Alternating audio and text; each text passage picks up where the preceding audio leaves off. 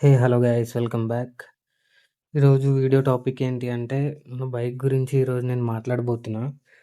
Bike కొన్న దగ్గర నుంచి బైక్ మీద ఎలాంటి ఫీలింగ్ నాకుంది, అండ్ అలాగే ఎలాంటి స్ట్రగుల్స్ నేను ఫేస్ చేసిన, అండ్ అలాగే మెమోరీస్ ఏంటి, అండ్ అలాగే ఎక్స్‌పెన్సెస్ ఏంటి అనేది నేను మొత్తం ఈ వీడియోలో మీకు ఎక్స్‌ప్లెయిన్ చేస్తున్నా.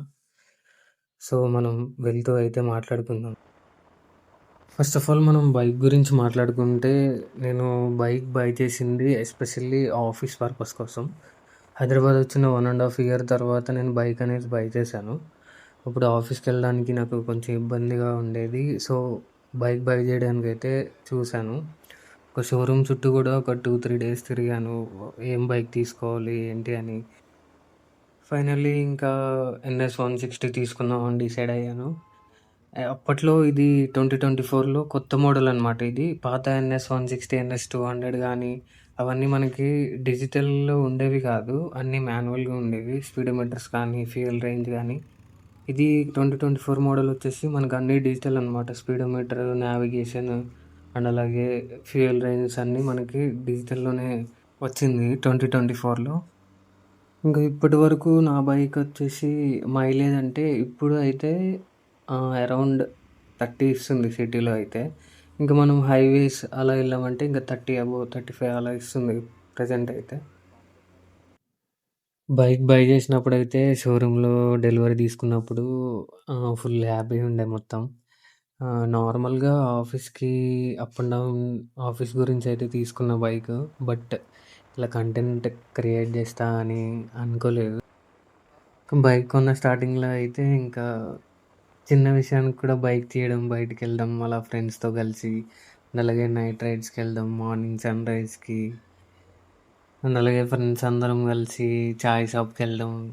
చిన్న చిన్న విషయాలకు కూడా బైక్ తీసేవాళ్ళం. ఎందుకంటే ఇంకా బైక్ స్టార్టింగ్‌లో ఇంకా అలాగే ఉంటది అందరికి ఫీలింగ్ అనేది. బజాజ్‌లో ఎన్ఎస్ 160 అండ్ అలాగే ఎన్ఎస్ 200కి కూడా మంచి ఫ్యాన్ బేస్ అనేది కూడా ఉంది. అండ్ అలాగే ఎక్స్‌పోర్టెడ్ వెహికల్స్‌లో బజాజ్ ఎన్ఎస్ 160, ఎన్ఎస్ 200 కూడా మనకి ఇండియాలో టాప్ 3లో ఉన్నాయి. బైక్ కొన్న దగ్గర నుంచి ఇప్పటి వరకు 5 సర్వీస్ అయితే అయ్యాయి. ఎటువంటి ఇష్యూ అయితే లేదు. బైక్ చాలా పర్ఫార్మెన్స్, ఇంజిన్ పర్ఫార్మెన్స్ ఎవ్రీథింగ్ బావుంది. సో, ఫైనల్లీ ఇప్పటి వరకు కూడా I am happy with this bike. ఇంకా ఈ ఎన్ఎస్ 160 నా బైక్ గురించి స్ట్రగుల్స్ ఏమన్నా ఉన్నాయి అంటే, స్ట్రగుల్స్ అయితే టిల్ నౌ వరకు స్ట్రగుల్స్ అయితే ఏమీ లేవు. So, one and only bad thing ఏంటి అంటే ఫ్రంట్ మడ్ గేర్ ఉంటది బైక్‌ది. సో, అది అయితే నాకు వైబ్రేషన్ అనేది వస్తుంది. వైబ్రేషన్ సౌండ్ అనేది. సో, ఎక్కడ అడిగినా సరే దానికి సొల్యూషన్ లేదు అనే చెప్తున్నారు. ఈ కొత్త మోడల్‌లో అందరికీ అదే ప్రాబ్లమ్ ఫేస్ చేస్తున్నారు అనే చెప్తున్నారు. సో, ఆ ప్రాబ్లమ్‌కి సొల్యూషన్ ఎవరికైనా తెలిసుంటే నాకొకసారి కామెంట్ సెక్షన్‌లో మెన్షన్ చేయండి. ఆ వైబ్రేషన్ సౌండ్ వల్ల గూడా నాకు వీడియోస్‌లో అనేది సౌండ్ జనరేట్ అవుతుంది. అండ్ అలాగే ఫస్ట్ అండ్ సెకండ్ గేర్‌లోనే ఆ వైబ్రేషన్ సౌండ్ అనేది జనరేట్ అవుతుంది. ఒక 50-60 రేంజ్‌లో స్పీడ్ మెయింటైన్ చేసినప్పుడు ఆ సౌండ్ అనేది రావట్లేదు. ఎవ్రీథింగ్ బైక్ మొత్తం మంచిగానే ఉంది. బట్ అదొక్క బ్యాడ్ థింగ్ అయితే చాలా ఇబ్బందిగా ఉంది. సో, ఎవరికైనా తెలిసినట్టయితే నాకొకసారి కామెంట్ సెక్షన్‌లో మెన్షన్ చేయండి తప్పకుండా. ఇంకా ఈ బైక్ ఎన్ఎస్ 160 నా బైక్ ఎక్స్‌పెన్సెస్ విషయానికొస్తే నాది ఎలాగో లోయర్ సీసీ బైకే కాబట్టి పెద్ద మెయింటెనెన్స్ కాస్ట్ ఏమి ఉండదు. సో, సర్వీస్ ఇంటర్వెల్స్‌లో మనం మంచిగా సర్వీస్ చేపించుకొని, ఇంజిన్ ఆయిల్ చేంజ్ చేసుకొని, అండ్ అలాగే ఆయిల్ ఫిల్టర్ చేంజ్ చేసుకుంటే మనం సరిపోతుంది. అండ్ అలాగే పెద్ద మోడిఫికేషన్‌లు కూడా పెద్ద మనం ఏం చేపించలేము. మిర్రర్స్ ఒకటి స్టాక్‌వి తీసేసి నేను వేరే మిర్రర్స్ అయితే పెట్టాను. నా బైక్ సర్వీస్ విషయానికొస్తే ఇప్పటివరకు 5 టైమ్స్ అనేది కంప్లీట్ అయింది సర్వీస్. అండ్ అలాగే ఎవ్రీ సర్వీస్‌లో గూడా ముత్తూల్ ఇంజిన్ ఆయిలే యూజ్ చేశాను నేను. సర్వీస్ విషయంలో మనకి ఇంజిన్ ఆయిల్ అండ్ అలాగే ఆయిల్ ఫిల్టర్ అనేది పక్కా చేంజ్ చేస్తారు. ఎయిర్ ఫిల్టర్ చెక్ చేస్తారు. ఒకవేళ అది గూడా పాడైనట్టయితే మనకు అది గూడా చేంజ్ చేస్తారు. ముత్తూల్ ఇంజిన్ ఆయిల్ అయితే చాలా బావుంటుంది బైక్స్‌కైతే.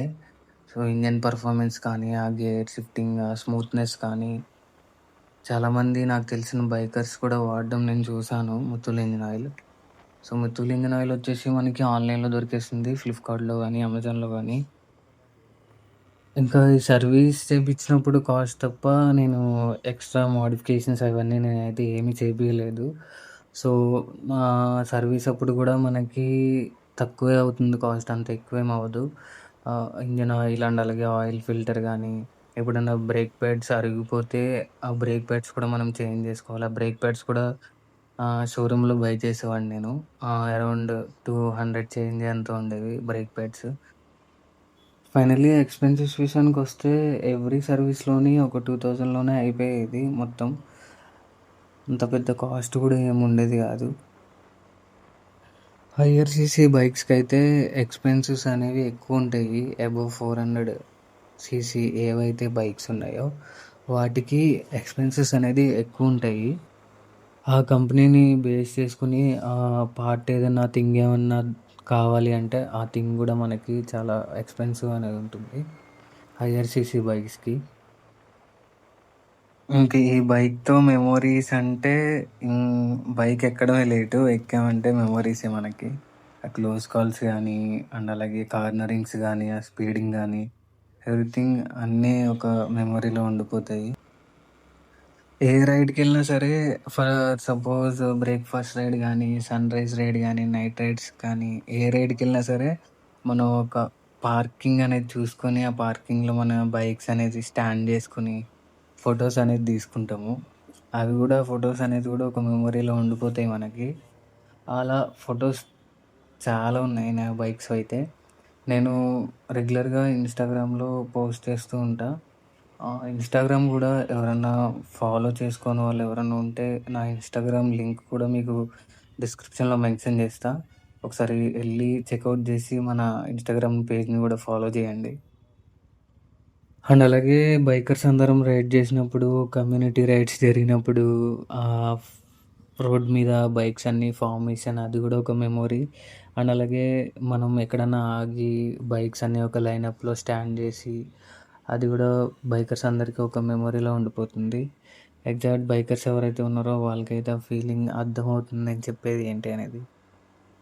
ఇంకా ఇలా చాలా ఉన్నాయి ఈ బైక్‌తో మెమోరీస్ అయితే. ఇంకా మెమోరీస్ కూడా నేను క్రియేట్ చేసుకోవాలి అనుకుంటున్నా ఈ బైక్‌తో నేను.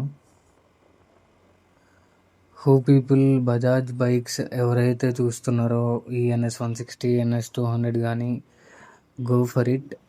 మైలేజ్ విషయం గానీ, పర్ఫార్మెన్స్ కానీ, మెయింటెనెన్స్ కూడా మనకు తక్కువే అవుతుంది. మెయిన్ పాయింట్ ఏంటి అంటే కరెక్ట్ టైంకి మనం సర్వీస్ అనేది చేపించుకుంటే బైక్ అనేది మనకి ఎటువంటి ఇష్యూ రాదు. నా బైక్ అనే గాదు, ఏ బైక్ అయినా సరే మనం టైమ్‌లీ సర్వీస్ అనేది చేపించుకుంటే ఇష్యూస్ అనేది ఎక్కడ కనిపించవు మనకి. నెగెటివ్ అనేది అసలు కనిపియదు. ఫైనల్లీ మీకు ఈ బజాజ్ బైక్స్ మీద ఎలాంటి ఒపీనియన్ ఉందో నాకు కామెంట్ సెక్షన్‌లో మెన్షన్ చేయండి గైస్.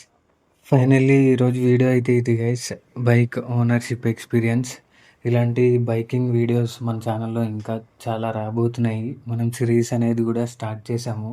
'లివింగ్ విత్ ఎన్ఎస్ 160' అనే సిరీస్ కూడా స్టార్ట్ చేశాము. సో, మీరు చేయవలసిందల్లా ఏంటి అంటే, మన ఛానల్‌ని సబ్స్క్రైబ్ చేసి, ఈ వీడియోని లైక్ చేసి, మీ ఫ్రెండ్స్ అండ్ ఫ్యామిలీకి షేర్ చేయండి. నెక్స్ట్ వీడియోలో మళ్ళా కలుద్దాం గైస్. Ride safe.